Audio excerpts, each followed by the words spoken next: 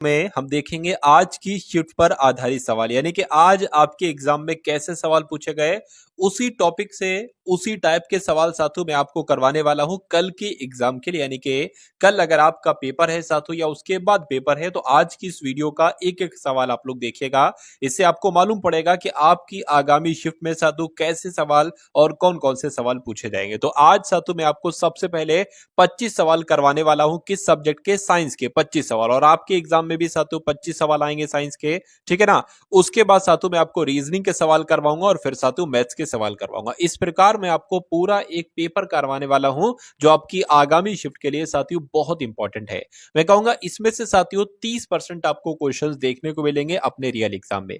चलिए तो पहला सवाल आपकी स्क्रीन पर है कि एक वयस्क मानव प्रत्येक 24 घंटे में कितनी मात्रा मूत्र उत्सर्जित करता है। तो मैं कहूंगा 1.5 यानी कि लगभग 1.5 लीटर मूत्र उत्सर्जित करता है। आंसर आपका बी होगा। और इन 25 सवालों में से चेक कीजिएगा कि आपका कितना स्कोर रहता है। अगला सवाल देखिए, नेत्र के किस भाग में एक वर्णक मौजूद होता है जो नेत्र के भूरे रंग, नीले रंग या काले रंग के लिए जिम्मेदार होता है। तो किसकी बात चल रही है साथियों? कॉर्निया की बात चल रही है। कॉर्निया आपके सवाल का राइट आंसर हो जाएगा। उसके बाद देखिए, सर्वदाता व्यक्ति का रक्त समूह साथियों क्या है, यानी कि उसको क्या कहा जाता है? ब्लड ग्रुप की अगर बात करें ब्लड ग्रुप ओ कहा जाता है। यानी कि ब्लड ग्रुप ओ को क्या कहा जाता है? सर्वदाता कहा जाता है। यानी कि इस ब्लड ग्रुप वाला व्यक्ति सभी को रक्त दे सकता है। उस ग्रंथि का नाम बताइए जो रक्तचाप को नियंत्रित करती है। रक्तचाप की अगर बात करें, ब्लड प्रेशर की बात चल रही है, यानी कि ब्लड प्रेशर को जो नियंत्रित करती है वो कौन सी ग्रंथि है? मैं कहूंगा अधिवक्र ग्रंथि उसका नाम है। आंसर आपका बी होगा। अगला सवाल देखिए कि मानव शरीर के किस अंग में लिम्फोसाइट्स कोशिकाओं का निर्माण होता है। तो आपके एग्जाम में साथियों ये सवाल आएगा। आपको पता क्या लगाना है? आपको अस्थि मज्जा लगा देना है, क्योंकि मानव शरीर के अस्थि मज्जा में ही लिम्फोसाइट्स कोशिकाओं का निर्माण होता है। उसके बाद देखिए, मनुष्य में बौनापन किसके स्राव के कारण होता है? तो पता साथियों कौन सा हार्मोन जिम्मेदार होता है बौनेपन की वजह के लिए? थायरॉक्सिन हार्मोन जिम्मेदार होता है साथियों मनुष्य के बौनेपन की वजह के लिए। उसके बाद देखिए, नेक्स्ट नंबर का सवाल है, एक्सियल स्केलेटन में क्या होता है? तो आपको मालूम होना चाहिए क्या होता है। खोपड़ी होती है, बिल्कुल। वर्टेबल कॉलम होता है, बिल्कुल साथियों। रिब्स और स्टर्नम होते हैं, बिल्कुल साथियों। यानी कि आपके सवाल का जवाब ऑप्शन नंबर डी होगा। अगला सवाल देखिए, कह के शरीर की सबसे लंबी और सबसे बड़ी हड्डी कौन सी होती है? तो सबसे लंबी और बड़ी हड्डी जो होती है उसका नाम साथियों फीमर है। और ये कौन सी हड्डी कहलाई जाती है? जांग की हड्डी कहलाई जाती है। इसलिए सही जवाब जिनका भी ऑप्शन नंबर ए है तो बिल्कुल करेक्ट है। उसके बाद देखिए, कह के बेरी बेरी रोग किस विटामिन की कमी की वजह से होता है? तो आप लोग ध्यान रखेंगे विटामिन बी1 की कमी की वजह से होता है। इनमें से, इन विटामिनों में से किसमें कोबाल्ट पाया जाता है? तो कोबाल्ट की अगर बात करते हैं साथियों, विटामिन बी12 में कोबाल्ट पाया जाता है। जो लोग भी यहां पर ऑप्शन नंबर बी के साथ हैं तो बिल्कुल करेक्ट आपका जवाब है। विटामिन बी7 का रासायनिक नाम ही कई बार आपके एग्जाम में पूछा जा चुका है, तो आप लोग ध्यान रखेंगे विटामिन बी7 का रासायनिक नाम बायोटिन है। सही जवाब आपका डी होगा। अगला देखिए, कौन सा विटामिन गर्म करने पर नष्ट हो जाता है? तो मैं कहूंगा विटामिन ई, विटामिन बी6, विटामिन सी या विटामिन ए। मैं कहूंगा विटामिन सी की अगर बात करें तो ये गर्म करने पर नष्ट हो जाता है। उसके बाद देखिए, किस विटामिन की कमी के कारण मसूड़ों से रक्त आता है और दांत हिलने लगते हैं? तो किस विटामिन की बात चल रही है? देखिए, मसूड़ों के लिए तो विटामिन सी कारगर है, यानी कि आपके इस क्वेश्चन का आंसर ऑप्शन नंबर सी होगा। उसके बाद देखिए, विटामिन सी का सबसे अच्छा स्रोत क्या है? तो ये साथियों आंवले से हमें प्राप्त हो सकता है विटामिन सी। इसलिए सही जवाब आपका डी होगा। देखिए, बहुत तेजी के साथ हम लोग 25 सवाल देखेंगे, क्योंकि आपके एग्जाम में भी समय अब बहुत कम है। इसलिए आपको सिर्फ वही चीजें पढ़ाऊंगा जो आपके एग्जाम में आपको डायरेक्ट देखने को मिलेंगी। आपसे कहा जा रहा है साथियों, मांसपेशियों की विद्युत गतिविधि का रिकॉर्ड किसके रूप में किया जाता है? तो साथियों आपको मालूम होना चाहिए साथियों, यहां पर अगर बात करें इलेक्ट्रोमियोग्राफ आपके इस क्वेश्चन का जो होगा वो बिल्कुल सही जवाब साथियों हो जाएगा, ठीक है ना। चलिए, उसके बाद देखिए, अगला सवाल साथियों आपकी स्क्रीन पर है। आपसे कहा जा रहा है कि ओन्कोलॉजी किसके अध्ययन से संबंधित है? तो मैं कह सकता हूं साथियों ये कैंसर के अध्ययन से संबंधित है। ये सवाल आपके एग्जाम में छपेगा, आप लोग साथियों इसको याद रखेंगे। उसके बाद देखिए, कह रहे कि परमाणु विखंडन प्रक्रिया के दौरान उत्पन्न ऊर्जा का प्रयोग किया जाता है। तो उत्पन्न ऊर्जा का प्रयोग किया जाता है ईंधन बनाने में, बिजली बनाने में, ताप पैदा करने में। मैं कहूंगा बिजली बनाने में किया जाता है परमाणु विखंडन प्रक्रिया के दौरान उत्पन्न ऊर्जा का प्रयोग। आंसर आपका बी होगा। उसके बाद देखिए, इनमें से कौन गैसों के प्रसरण का एक उदाहरण है? तो किसकी बात चल रही है साथियों? खाने की सुगंध की बात चल रही है। यह गैसों के प्रसरण का ही तो एक उदाहरण है साथियों, खाने की सुगंध। निम्न में से किसमें अधिक ताप होता है, यानी कि बर्फ में, उबलते पानी में, या आप नहीं साथियों यहाँ पर लिखा होगा भाप में। भाप में यानी कि सबसे अधिक ताप की अगर बात करते हैं साथियों तो किसमें होता है, भाप में होता है। ये आप लोग यहाँ पर ध्यान रखेंगे, ठीक है ना। यानी कि जलेगा, एक तरीके से अगर बात करें, अगर जल जाता है या भाप से जलता है, आग से जलता है, तो आग से जलने पर इतना दिक्कत नहीं होती जितनी दिक्कत भाप से जलने पर होती है। उसके बाद देखिए अगला सवाल है कि इनमें से कौन महामारी और स्थानिक दोनों प्रकार की बीमारी है। तो मैं कहूंगा साथियों किसकी बात चल रही है, हैजे की बात चल रही है। हैजा आपके सवाल का राइट आंसर है। उसके बाद देखिए न्यूमिज्मेटिक किसके अध्ययन से संबंधित है। तो अगर आपके एग्जाम में पूछ लिया जाए कि सिक्कों के अध्ययन को क्या कहा जाता है तो न्यूमिज्मेटिक कहा जाता है। आंसर आपका ऑप्शन नंबर ए होगा। कह रही कि यूजेनिक्स किसके अध्ययन से संबंधित है। तो यूजेनिक्स की अगर बात करें कि मानव जाति के विभिन्न नस्लों से संबंधित है, नहीं। पौधों की आनुवंशिकी से नहीं, यूरोपीय क्षेत्र के लोगों से नहीं, आनुवंशिकी घटकों में फेरबदल के कारण मनुष्य में हुए परिवर्तन से संबंधित है साथियों। ये आप लोग यहां पर याद रखेंगे यूजेनिक्स के बारे में। उसके बाद देखिए अगला सवाल है ऑर्निथोलॉजी की अगर बात करें तो ये किससे संबंधित है, पक्षियों के अध्ययन से संबंधित है ऑर्निथोलॉजी, जिनका भी आंसर ऑप्शन नंबर डी तो बिल्कुल करेक्ट है। दूध के घनत्व को मापने के लिए किस उपकरण का प्रयोग किया जाता है। तो मैं कहूंगा लैक्टोमीटर का इस्तेमाल किया जाता है। आंसर आपका ऑप्शन नंबर ए होगा। उसके बाद देखिए बिजली का प्रतिरोध मापने के लिए किस उपकरण का इस्तेमाल किया जाता है। तो साथियों ओम मीटर का इस्तेमाल किया जाता है बिजली के प्रतिरोध को मापने के लिए। उसके बाद देखिए एक स्वस्थ मनुष्य का रक्तचाप कितना होता है, यानी कि ब्लड प्रेशर कितना होता है। तो 120/80 होता है ना। तो 120/80 ऑप्शन नंबर बी में लिखा हुआ है। उसके बाद देखिए साथियों रक्त में ग्लूकोज की मात्रा नियंत्रित रहती है। तो पता किसकी वजह से, सोमैटोस्टेनिक के कारण, नहीं ग्लूकागॉन के कारण, या गैस्ट्रिन के कारण, इंसुलिन के कारण। ये आपका जवाब होगा। यानी कि हमारे ब्लड में अगर ग्लूकोज की मात्रा नियंत्रित रहती है किसकी वजह से, इंसुलिन की वजह से। आंसर आपका डी होगा। साथियों 25 नहीं 35 सवाल मैंने लिए हैं और इन 35 सवालों के बाद हम लोग देखेंगे रीजनिंग के क्वेश्चन और मैथ्स के क्वेश्चन। उसके बाद देखिए अगला सवाल कह रहे कि किस अभिक्रिया द्वारा पौधों में ऑक्सीजन बाहरी वातावरण से कोशिकाओं में पहुंचता है। तो विसरण की वजह से ऐसा होता है।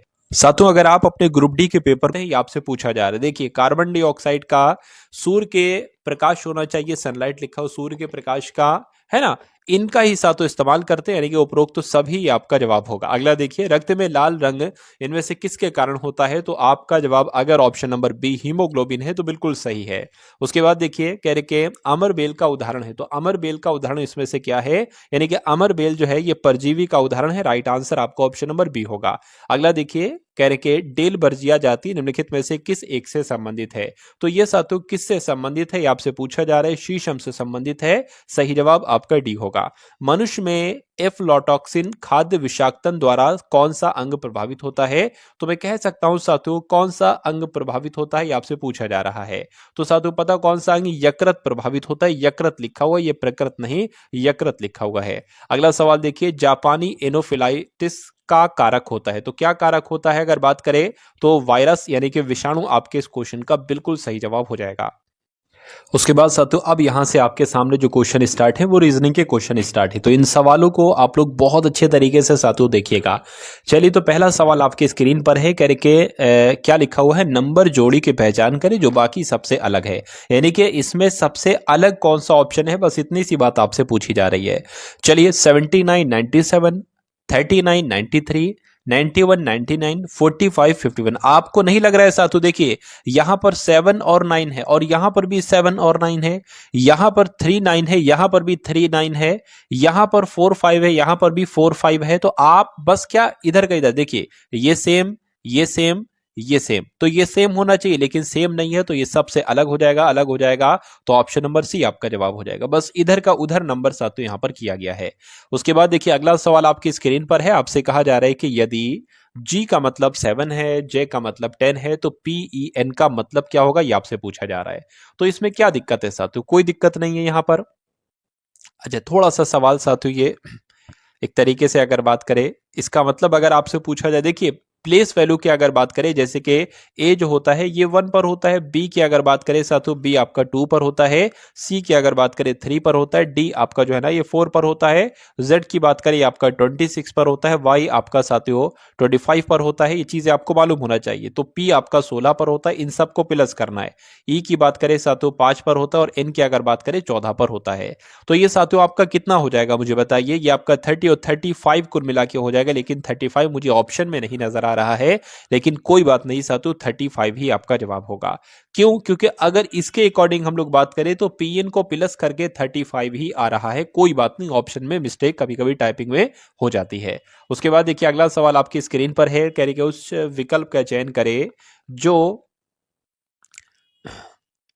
इसमें सातु दिक्कत है, जो श्रृंखला को पूरा करे। श्रृंखला तो हमारे सामने सातु दी ही नहीं रखी है, नहीं दे रखी है, तो इसलिए स्किप कर देंगे।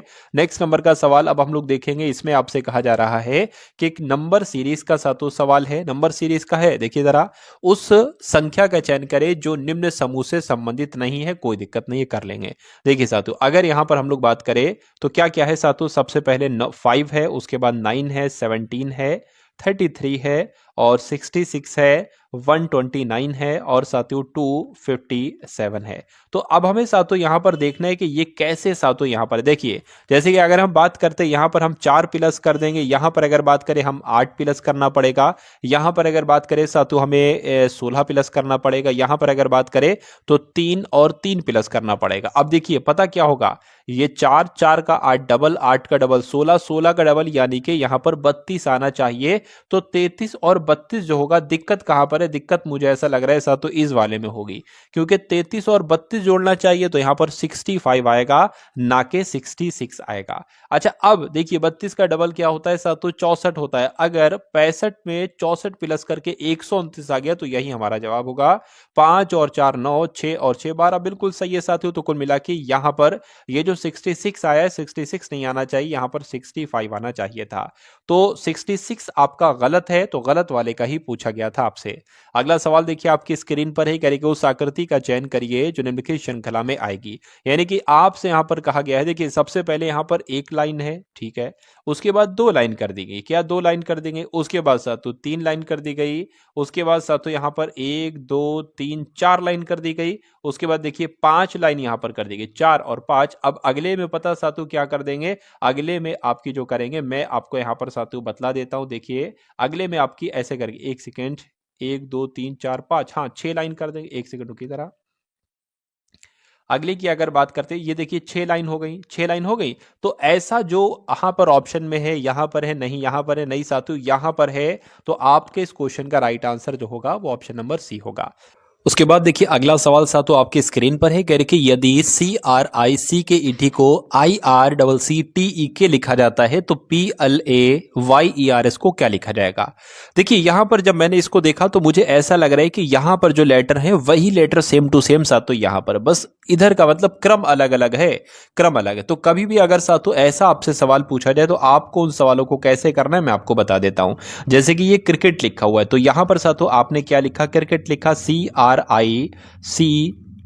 आपने लिखा साथियों E और T, उसके बाद जस्ट इसी के नीचे आप आगे वाला वर्ड लिख देंगे। कौन सा लिख देंगे? ये वाला लिख देंगे। जैसे कि साथियों यहाँ पर I लिखा हुआ है, R लिखा हुआ है, डबल C लिखा हुआ है, उसके बाद TE और साथियों उसके बाद यहाँ पर K लिखा हो। अब आपको अगला काम साथियों क्या करना होगा, अगला काम आपको करना होगा, देखिए जैसे कि ये आपका I है, तो यानी कि ये जो ये वाला I है ये यहाँ पर आ गया, ये वाला R यहाँ पर आ गया और ये वाला C साथियों यहाँ पर आ गया, ठीक है, कोई बात नहीं, यहाँ का C यहाँ ही रहेगा, ठीक है, ये वाला टी यहां पर आ गया और साथियों ये ई यहां पर आ गया और ये के यहां पर आ गया। तो आप समझ में ऐसा, तो आपको करना क्या है आखिर, तो आपको साथियों ऐसे ही करना है इसको भी। जैसे कि ये प्लेयर्स लिखा हुआ है तो आप क्या लिखेंगे, PLA और उसके बाद साथियों YERS, ये आपने लिखा। उसके बाद ऐसे ही सेम टू सेम आपको इसको करना है। क्या आपने लिखा, नीचे देखिए, अब देखिए जैसे कि यहां पर अगर बात करें तो ए यहां पर आ जाएगा, है ना, एल का एल आ जाएगा, पी आ जाएगा और वाई जैसा है वाई वैसे ही आ जाएगा, फिर एस आ जाएगा, फिर आर आ जाएगा, फिर ई आ जाएगा। आपको देखना है कि ये कौन से ऑप्शन में लिखा हुआ है, ALPYSRERE, ऐसा ऑप्शन नंबर बी में लिखा हुआ है। तो जिनका आंसर ऑप्शन नंबर बी है तो बिल्कुल करेक्ट है। अगला सवाल आपकी स्क्रीन पर है, देखिए और बताइए आपका जवाब क्या होगा। कथन और निष्कर्ष वाला सवाल है। आपसे कहा जा रहा है कि सभी सेब आम है, तो मान लेते हैं साथियों ये क्या हो गए, ये सभी सेब हो गए और सभी के सभी सेब क्या हो गए साथियों, आम हो गए। उसके बाद कह रहे हैं कि कोई भी आम, यानी कि कोई भी आम जो है ना ये क्या नहीं है, सस्ता नहीं है, कोई भी आम जो है ना ये साथियों सस्ता नहीं है, ठीक है। अब निष्कर्ष पढ़िए और बताइए कौन सा सही कौन सा गलत है। सभी आम सेब हैं, देखिए सभी आम सेब है, गलत है, इतने आम भैया सेब नहीं है। अगर ये होता सभी सेब आम है तो सही होता, लेकिन ये आपका गलत हो जाएगा। कोई भी सेब सस्ता नहीं है, बिल्कुल। जब कोई आम सस्ता नहीं है तो कोई भी सेब भी सस्ता नहीं हो सकता, तो ये आपका सही हो जाएगा। यानी कि सिर्फ और सिर्फ दूसरा वाला सही है। ऐसा कहां लिखा हुआ है? ऐसा आपका ऑप्शन नंबर सी में लिखा हुआ है। नेक्स्ट नंबर का सवाल साथियों आप लोग देखिए, आपसे कहा जा रहा है कि फुटबॉल, वॉलीबॉल और बास्केटबॉल के लिए जो आरेख बनेगा वो कौन सा साथियों इसमें से आरेख बनेगा।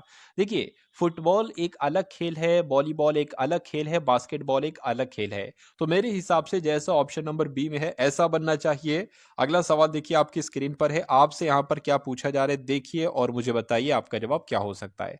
आपसे यहाँ पर सातू कहा जा रहा है कि एक बेंच पर 4 छात्र बैठे हैं। तो एक बेंच पर 4 छात्र बैठे हैं, ठीक है, एक बेंच पर सातू 4 छात्र बैठे हैं। उसके बाद आपसे कहा जा रहा है कि भरत गुहान के बगल में बैठा है लेकिन राजेश के बगल में नहीं बैठा है। यदि राजेश नरेश के बगल में नहीं बैठा है ना, तो नरेश से सटे सीटों पर सातु कौन बैठे, ये बात आपसे पूछी जा रही। अब देखिए ट्रिक से हम लोग करेंगे। भरत जो है ना ये गुहान के बगल में नहीं बैठा है, तो गुहान को आप कहां पर बैठा सकते हैं? गुहान को, है ना, भरत जो है ना ये गुहान के बगल, अच्छा गुहान के बगल में ही बैठा है। तो एक काम करिए साथियों, गुहान को मान लीजिए आपने यहां पर बैठा लिया, गुहान के बगल में ही बैठा है भरत, तो साथियों भरत को आपने यहां पर बैठा लिया। कह रहे लेकिन राजेश के बगल में नहीं बैठा है। कौन राजेश के बगल में नहीं बैठा है? भरत। भरत जो है ये राजेश के बगल में नहीं बैठे, यानी कि राजेश यहां पर नहीं आएगा, राजेश यहां पर आ जाएगा।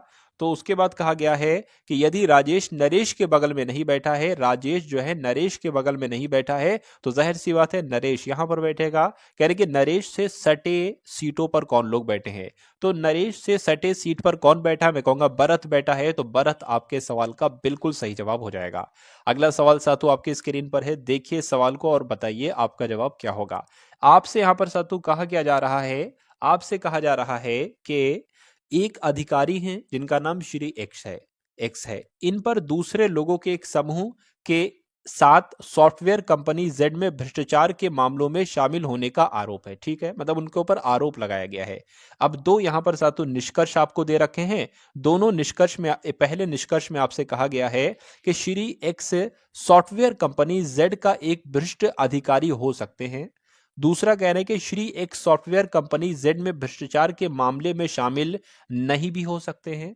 देखिए यहां पर कहा जा रहा है कंपनी जेड का एक भ्रष्ट अधिकारी हो सकता है, और यहां पर कह रहे हैं कि भाई वो शामिल नहीं भी हो सकते। तो इसमें से कोई एक बात सत्य होगी साथियों, ठीक है ना। तो जब कंडीशन ऐसी आ जाए, दो निष्कर्ष दिए जाए और दोनों में से कोई एक बात ही सत्य हो सकती है, तो आप कौन सा ऑप्शन चुनेंगे? आप देखेंगे कहां पर लिखा हुआ या निष्कर्ष एक या निष्कर्ष दो अनुसरण करता है। तो ऐसा ऑप्शन नंबर ए में लिखा हुआ है, तो ये आपका क्या होगा? ये आपके सवाल का बिल्कुल सही जवाब है। उसके बाद देखिए 4 शब्द दिए गए हैं जिनमें से 3 किसी तरह से समान है और जबकि एक अलग है। बस उसी अलग वाले का आपको चयन करना है। विभिन्न, अलग करना, समान, भेद करना। मैं कहूंगा ये एक ही शब्द है साथों, विभिन्न, अलग अलग, विभिन्न, भेद। मैं कहूंगा साथों यहां पर सबसे अलग जो शब्द है वो आपका ऑप्शन नंबर सी वाला हो जाएगा। उसके बाद देखिए अगला सवाल साथों आपकी स्क्रीन पर है। आपसे कह रहे हैं कि उस विकल्प का चयन करिए, मतलब कुल मिला के साथों 12 का संबंध यहां पर जैसे जो बताया गया है, 12 का संबंध साथियों बताया गया है 134 से। तो उसी प्रकार आपको बताना है कि 16 का संबंध साथियों किस नंबर से हो सकता है, ये आप लोग एक बार मुझे बता दीजिए। देखिए अगर यहां पर थोड़ा सा आप विचार करेंगे के 12 से 134 कैसे बना है। देखिए मुझे इतना पता है कि 12 का स्क्वायर जो होता है वो 144 होता है, लेकिन इसमें अगर हम कितना जोड़ दे, इसमें हम कितना सातों घटा देते हैं, सिर्फ 10 घटा देते हैं तो 134 हमें मिल जाएगा। उसी प्रकार 16 की अगर बात करें, हमें पता है 16 का स्क्वायर कितना हो जाती है, 256 होता है, लेकिन इसमें से भी अगर हम 10 माइनस कर दें तो कितना आ जाएगा, 246 आ जाएगा। तो 246 ऑप्शन में भी हमको नजर आ रहा है साथों, ऑप्शन नंबर डी वाले में नजर आ रहा है। तो जिनका भी आंसर ऑप्शन नंबर डी के साथ है तो बिल्कुल करेक्ट है। अब अगला सवाल साथियों आप लोग देखिए, इस सवाल को देखिए, इसका जवाब आप लोग यहां पर बताने की कोशिश करें। आपसे यहां पर साथियों क्या कहा गया है कि 5, मतलब एक पंक्ति में 5 अलग अलग रंग के घर हैं, ठीक है, कोई दिक्कत नहीं। पीला है, नीला है, सफेद, गुलाबी, हरा है। पीला घर नीला रंग के दाईं ओर है। ये वैसे ही सवाल है साथियों जैसे यहां पर लोग भी हो सकते थे, 5 लोग हैं, बस थोड़ा सा यहां पर चेंज कर दिया गया है। तो 5, ठीक है, 5 हैं, कोई दिक्कत नहीं, 3 4 और एक साथ तो यहाँ पर क्या हो जाएगा, 5 हो जाएगा।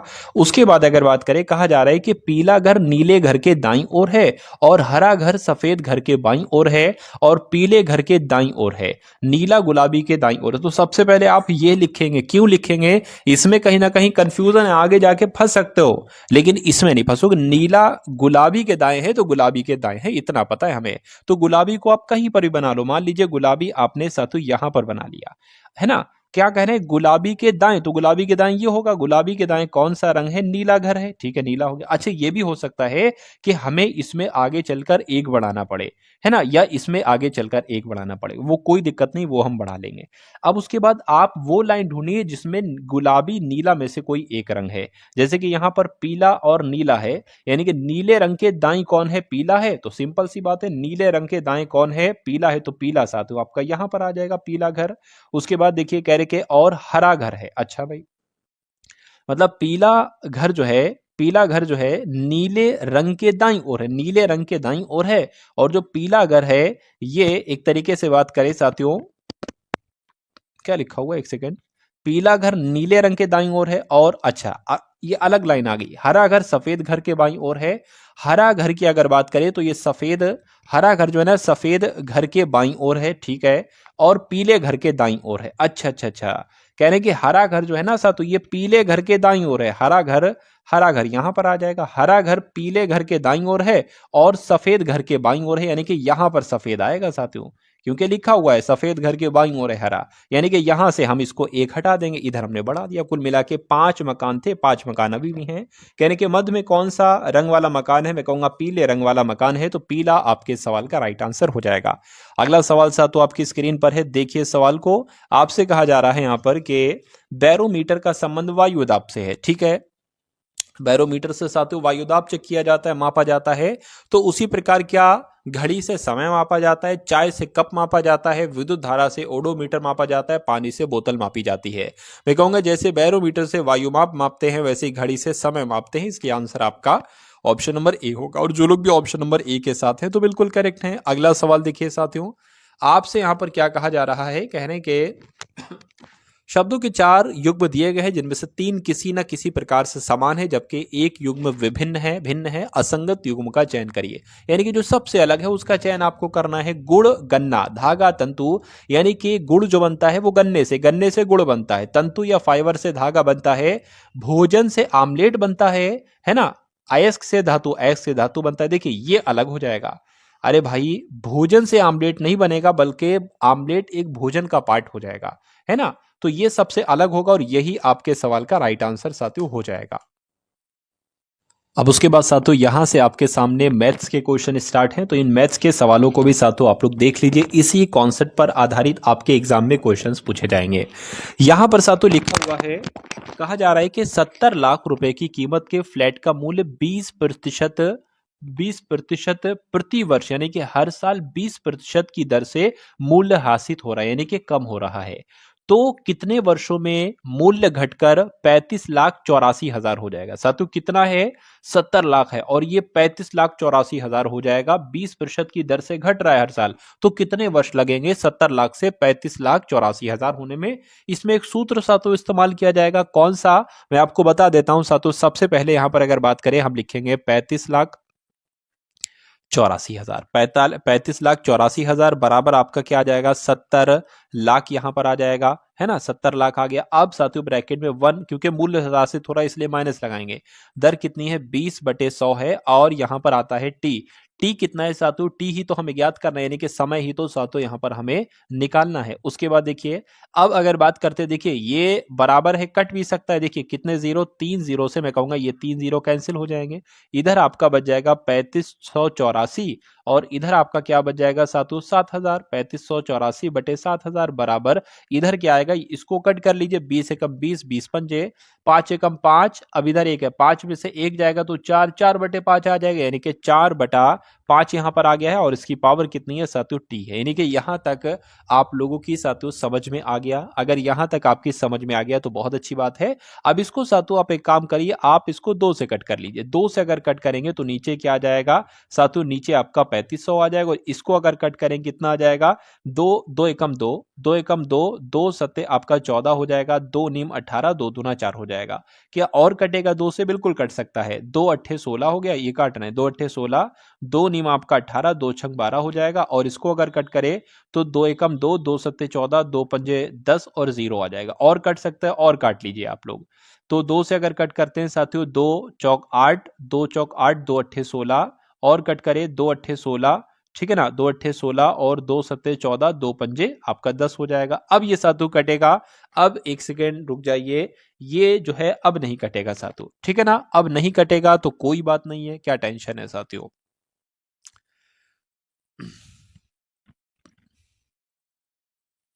क्या साथियों ये और कट सकता है? बिल्कुल कट सकता है। कटाने की कोशिश करेंगे तो बिल्कुल कटेगा। देखिए साथियों, इसको छोटा बना लीजिए। 2 से नहीं, 7 से कटेगा। आप साथियों कैसे कटेगा? 7 से कटेगा तो 7 छंग आपका 42 हो जाएगा, और 2 जाएगा 28 हो जाएगा। 7 चौक आपका कितना हो जाएगा साथियों, 28 हो जाएगा। नीचे की अगर बात करें, 7 एकम 7 आएगा, 7 दूना आपका 14, 7 पंजे 35, ये आएगा। और अगर बात करते हैं, हमारा ये बराबर में चल रहा था 4/5 की पावर टी, तो 4/5 की पावर कितनी हो जाएगी साथियों, टी हो जाएगी। अब थोड़ा सा मुझे यहां पर डिलीट करना पड़ेगा, है ना, कोई दिक्कत नहीं है साथियों। चलिए, अगर यहां पर अगर हम लोग बात करें, एक सेकंड रुकिए, ऐसे ही काम चला लेता हूं मैं। देखिए ये क्या है, ये 4, ये टी है साथियों, ध्यान रखिएगा। एक सेकंड रुकिए जरा,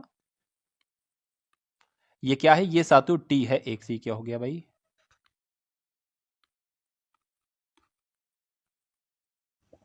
चलिए ये क्या है, ये साथियों यहां पर टी है। तो अब देखिए शॉर्ट में समझ लीजिए, ये 5 का क्यूब है ना, और ये क्या है, ये 4 का क्यूब है। 64 4 का क्यूब है। तो मैं कहूंगा यहां पर अगर हम बात करें तो यहां पर हम लिख सकते हैं 4/5 की पावर कितनी हो जाएगी, 3 हो जाएगी। अब 4 से 5 से 4 से 5 कैंसिल हो जाएगा, टी बराबर 3 आ जाएगा। तो टी बराबर साथियों 3 वर्ष आएगा, यानी कि 70 लाख कीमत के फ्लैट पर का मूल्य 20% की दर से कम हो रहा है। तो 3 वर्ष लगेंगे उसे 70 लाख से 35,84,000 आने में। तो इसलिए आपके इस क्वेश्चन का राइट आंसर जो होगा वो ऑप्शन नंबर बी के साथ जाएगा। अगला सवाल साथियों आपकी स्क्रीन पर है, देखिए और बताइए आपका जवाब क्या होगा। आपसे यहां पर साथियों कहा जा रहा है कि यदि एक दिन में 6 घंटे काम करने वाले 10 आदमी 90 दिनों में काम कर सकते हैं, तो एक दिन में 15 घंटे काम करने वाले 6 आदमी उसे कितने दिनों में वो काम पूरा कर पाएंगे। तो कोई दिक्कत नहीं है साथियों। देखिए 6 घंटे काम लिखा, जो जो लिखा वो लिख दे। 6 घंटे काम करने वाले 10 आदमी, ठीक है, 10 आदमी 90 दिनों तक, ठीक है भैया, 90 दिनों तक ये काम करते हैं। तो कहने के 15 घंटे, क्या साथियों 15 घंटे काम करने वाले 6 आदमी उसको कितने, उस काम को पूरा कर सकते हैं कितने दिन में। मैं कहूंगा इतने दिन में पूरा कर सकते हैं। तो ये दिन की आपको कैलकुलेशन निकालना है, बाकी इससे कैंसिल आपको कर देना है जो जो कैंसिल हो रहा है। देखिए जैसे कि 15 पंजे 75, 15 छक्का 90 हो जाएगा, यानी कि 6 आ जाएगा। इस 6 से आपका 6 कैंसिल आ जाएगा। तो दिन बराबर आपके सामने क्या आ गया साथियों, 6 धाम 60, यानी कि 60 दिन का आपको समय लगेगा। तो 60 दिन आपके सवाल का राइट आंसर हो जाएगा। और जो लोग भी यहाँ पर ऑप्शन नंबर सी के साथ है तो बिल्कुल करेक्ट है। अगला सवाल आपकी स्क्रीन पर है। आपसे यहां पर कहा जा रहा है कि एक परिवार में दादा दादी, 4 चाचा चाची, अच्छा एक दादा, अच्छा 2 दादा दादी हैं, ठीक है, 4 माता पिता हैं और 6 नाती पोते हैं। दादा दादी की औसत आयु 70 वर्ष है। माता पिता की औसत आयु, माता पिता की आयु, सॉरी, माता पिता की आयु 40 वर्ष है और पोते की आयु 12 वर्ष है। तो परिवार की औसत आयु आपसे पूछी जा रही। कोई दिक्कत नहीं, बहुत आराम से निकालेंगे। देखिए यहां पर अगर बात करें, सबसे पहला पॉइंट समझिए, एक परिवार में 2 दादा दादी हैं, ठीक है, और दादा दादी की औसत आयु 70 वर्ष है। कितनी है, 2 दादा दादी है, 70 वर्ष है। तो अगर साथियों 70 वर्ष हैं, ठीक है ना, सॉरी, देखिए औसत आयु कितनी है साथियों, 70 वर्ष है, और 2 दादा दादी हैं, तो 2 लोग हैं। तो मैं कहूंगा इन दोनों दादा दादी की कुल आयु का योग कितना हो जाएगा, 70 दुना 140 हो जाएगा। ये बात समझ लीजिएगा। ये क्या हो गया, दादा प्लस दादी की आयु का योग हो गया। अच्छा उसके बाद यहां पर आपसे क्या कहा जा रहा है, आपसे यहां पर कहा जा रहा है कि 4 माता पिता हैं और 4 माता पिता की आयु कितनी है, 40 वर्ष है। कोई दिक्कत नहीं है। तो औसत आयु की अगर बात करते हैं साथियों, यहां पर वही है, औसत आयु ही लिखा हुआ है। औसत आयु साथियों 40 है। और कितने लोग हैं, मैं कहूंगा 4 लोग हैं, कि लिखा हुआ है ना 4 माता पिता हैं। तो कितनी 4 माता पिता की आयु का कुल योग कितना हो जाएगा, 4 चौक 16 यानी कि 160 आ जाएगा। ये क्या आ जाएगी साथियों, माता पिता की आयु आ जाएगी। ठीक है, माता पिता की आयु आ गई, माता प्लस पिता की आयु का योग आ गया। उसके बाद कह रहे हैं कि पोते की आयु 12 वर्ष है और यहां पर 6 नाती पोते हैं। तो मैं कहूंगा डायरेक्ट निकाल लें साथियों, नाती पोते, डायरेक्ट नाती पोते निकाल लें, कोई दिक्कत नहीं है। डायरेक्ट नाती पोतों की साथियों यहां पर अगर हम लोग बात करते हैं तो कितना निकल आएगा आपके सामने, 12 है ना, 12 औसत आयु 6 है तो 12 पंच 60, 12 छंग 72, तो 72 आपका ये हो जाएगा। आपको पता है दादा दादी की कुल आयु 140 है, माता पिता की कुल आयु 160 है, नाती पोते की कुल आयु 72 है। तो आप इन परिवार की औसत आयु बहुत आराम से निकाल सकते हैं। देखिए 2 लोग ये हो गए दादा दादी, 4 लोग ये हो गए, टोटल 6 लोग हो गए, और ये कितने थे, ये भी 6 लोग थे। तो कुल मिला के कितने लोग हो जाएंगे साथियों आपके, है ना, कितने लोग हो जाएंगे बताइए जरा। हाँ, 6 6 12 हो जाएंगे, 12 लोग हो जाएंगे। और इनको प्लस कर दीजिए, किनको, 140 प्लस 160 प्लस 72, इनको प्लस कर दीजिए। तो जब आप इनको प्लस करेंगे तो 2 2 कितना आ जाएगा साथियों, ये आपका एक तरीके से इसको ऊपर हटा दें, इसको कितना आ जाएगा साथियों, 2 आ जाएगा। ठीक है, 7 6 6 4 10 17 17 और हासिल का लग जाएगा 1 यानी कि 3 आ जाएगा और बटे 72 आ जाएगा। अब आपको इसको कैलकुलेट करना और आंसर मुझे आपको बता देना है।